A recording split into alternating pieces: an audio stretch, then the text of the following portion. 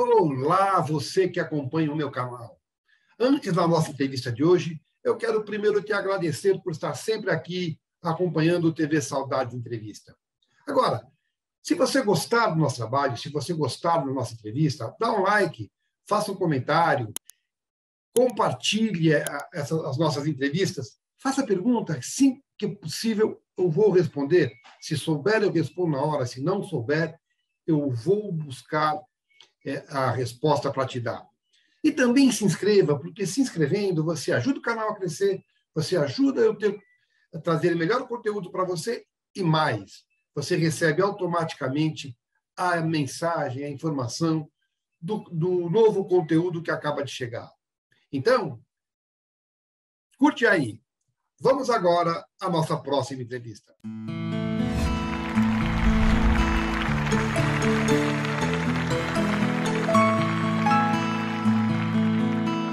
Como é que foi isso para você? De repente, conviver com esses caras que para você eram distantes, né? Passavam a ser próximos. Aconteceu comigo uma coisa assim muito interessante.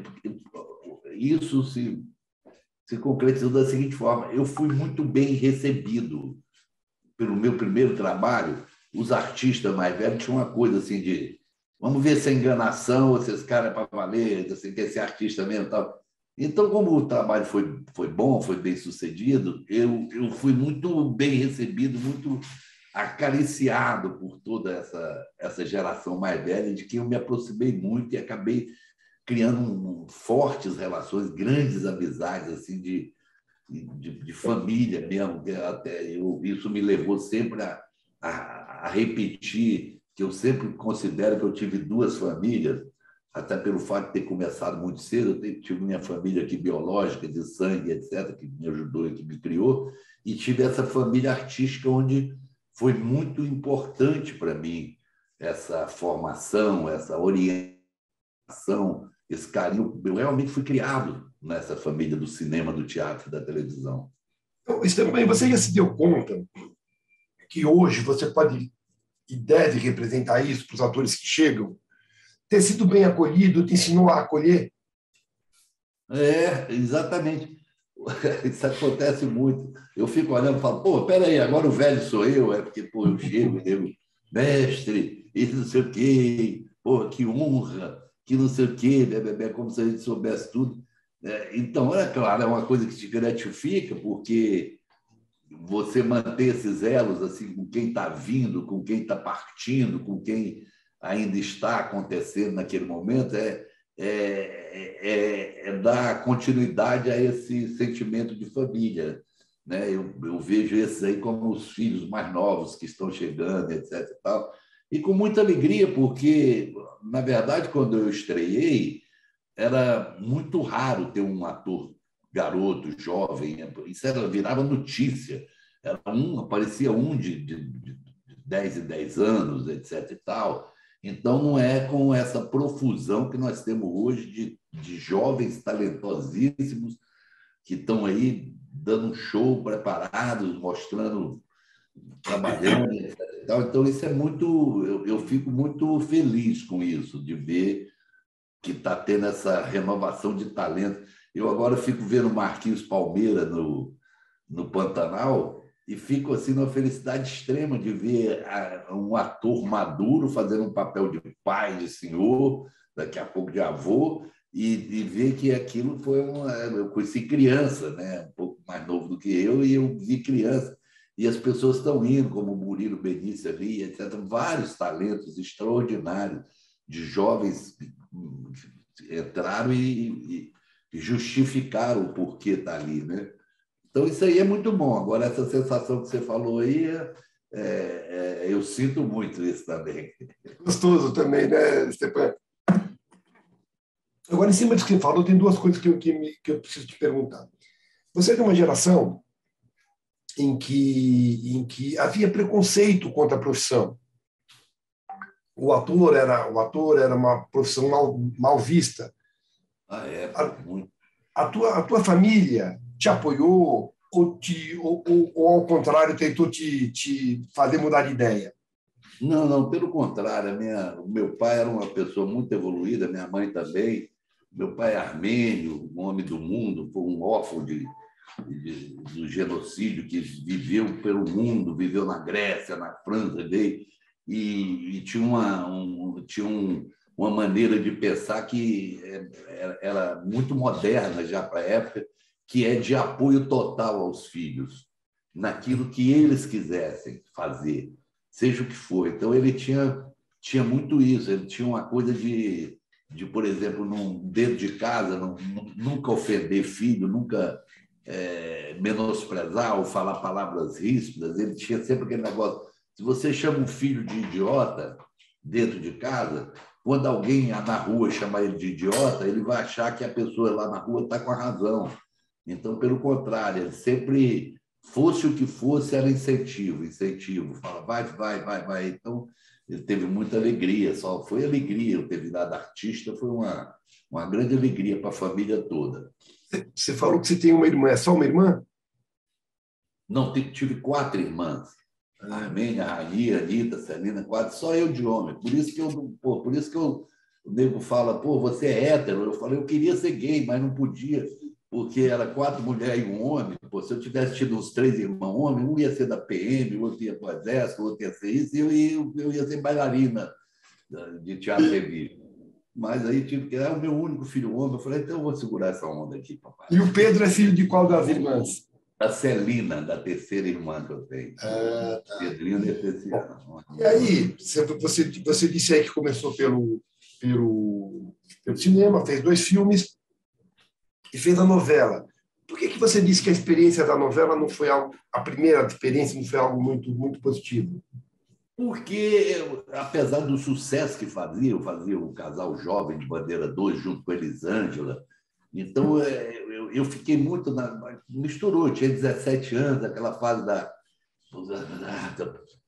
adolescência que já é tumultuada, com quase que perdendo, porque televisão naquela época era uma loucura, você não podia andar na rua.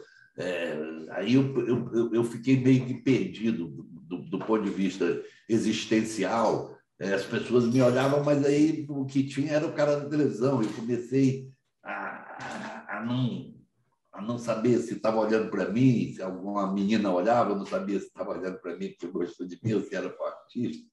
Né? Eu demorei um pouco a Bandeira 2 é Bandeira 2 é uma novela com o Paulo Gracindo? Paulo Gracindo, com Milton Moraes? Milton Moraes, meu irmão Milton Moraes, Paulo, Marília Pêra. Você começou... Estreou ali, nós estreamos junto na novela o Zé Wilker, que fazia o filho do Tucão, a Elisângela, o Felipe Carone. Né? Era um elenco grandioso, Sebastião Vasconcelos, Antélio de Oliveira, Nessi Rocha, todo mundo estreando. Sônia Clara, quem faleceu agora, Ilka Soares. Nossa, só fera, só fera. A Elisângela já passou por aqui também, já conversei com ela, uma simpatia de figura. Mas aí me diz uma coisa, você conhecia a linguagem de cinema, tinha feito cinema, a televisão é uma linguagem diferente, ainda que seja a câmera. Eu era muito tímido ainda. Eu nunca tinha feito falando ao vivo, porque os filmes que eu tinha feito era falado e dublado depois.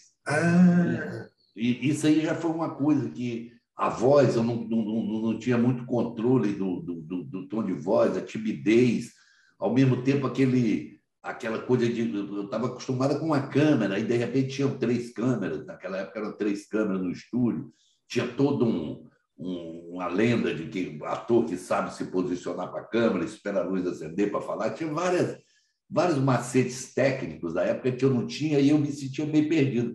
Ao mesmo tempo que fazia um grande sucesso, era muita carta de fã, era capa de revista, etc. e tal, eu ficava muito na dúvida, porque eu falei, pô, quer dizer que se tiver uma merda também faz sucesso do mesmo jeito, porque eu mesmo estava me sentindo muito mal. E aí fiquei meio que traumatizado com isso. Né? Isso depois se repetiu no teatro. Quando eu fiz a primeira peça, eu fiquei com um pânico do teatro. Tem muita coisa que você falou aí que eu preciso te perguntar. Por exemplo, linguagem quando você foi fazer teatro, é uma linguagem completamente diferente. Televisão e cinema é gravado descontinuado. Teatro é ao vivo. Você estranhou a linguagem? eu gosto de dizer o seguinte: quando eu fiz o segundo filme, se você me perguntar, sabe fazer cinema? Eu falo, sei. Quando eu fiz a terceira novela, perguntar, você sabe fazer novela? Eu falei, sei. O teatro, quanto mais eu faço, que você perguntar, eu falo, não, não sei. Compreender? Porque realmente é um exercício onde você vai descobrindo sempre coisas. E essas coisas, elas não estão de alguém captando você, é você botando, você projetando, né, os personagens, etc. E tal. Então, enquanto o cinema e a televisão eles vêm atrás de você para te filmar e para não sei o quê, e tem essa interação entre câmera e o ator, o teatro é você e o público. Então, é você que você está, digamos, é como se você estivesse se filmando e projetando ao mesmo tempo o que você está filmando. Então, realmente é diferente. Demora um pouco até você... O teatro, eu sempre digo, eu faço pouco teatro, até por isso que eu falo, é uma devoção, é um sacerdócio, é uma coisa que a pessoa realmente... Eu vejo essas pessoas apaixonadas, esses meus colegas que fazem uma peça atrás da outra, eles são alucinados por teatro, eles não conseguem viver sem o teatro, né? Porque é aquilo. Então, é dia e noite. Você vai fazer uma peça, as pessoas parecem ter uma ideia de que você vai lá de 9 às 11 ou de 8 às 10 e acabou. Não, é aquilo o dia inteiro em função daquela noite. É tudo, é muito... Né? Uma vez eu fui fazer um trabalho com a Fernanda e eu falei, pô, Fernanda, mas para que a gente vai estar tudo está tão calmo, está tudo tão tranquilo, agora vai começar a peça, ensaiar, para daqui a pouco estar tendo pesadelo, que o figurino não está no palco, que você esqueceu o texto, que você... E ela falou assim, o teatro não é uma zona de conforto, não. Pois é, não é nada confortável. Você falou aí duas coisas. Você falou que você era tímido. Você não passa em nenhum momento a imagem de uma pessoa tímida. Você sabe disso, né? Sim.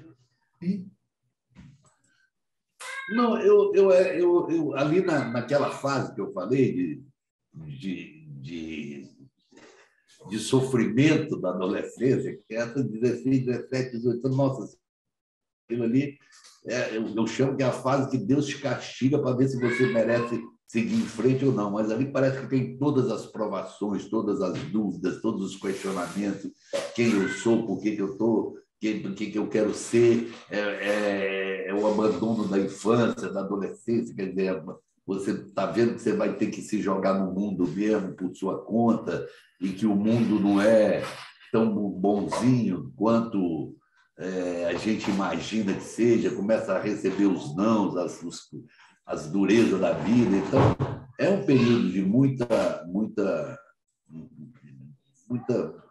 sofrimento, eu chamo. E isso me botou um pouco. Eu fiquei... Aí mistura, fuma um bagulho, e aí fica mais introspectivo ainda, e fica naquele universo. É como eu vivia com o livro de Fernando Pessoa dentro da bolsa, lendo Fernando Pessoa, eu lia muito, né? Então, ia de encontro com autores cuja existência estava indo muito além da minha vivência, e, ao mesmo tempo, eu já pegava aquilo tudo para mim, era eu que sofria, sofria junto com os personagens da literatura, né? Que isso aí é uma tendência que você tem mesmo, jovem, de incorporar de tal maneira que passa a ser seu aquele universo. E aí eu me lembro que tinha um senhor, Leonan, lá em Goiás, que ele um dia pegou o livro do Fernando Pessoa, que está na minha bolsa, botou a mão em cima e falou assim, é um dos maiores poetas e será sempre um dos maiores poetas do mundo, e etc, etc e tal. E eu conheço profundamente todos os heterônimos e todos os poemas. Ele era um intelectual mesmo respeitável. Aí ele falou assim, mas não deixe se confundir com o Fernando Pessoa.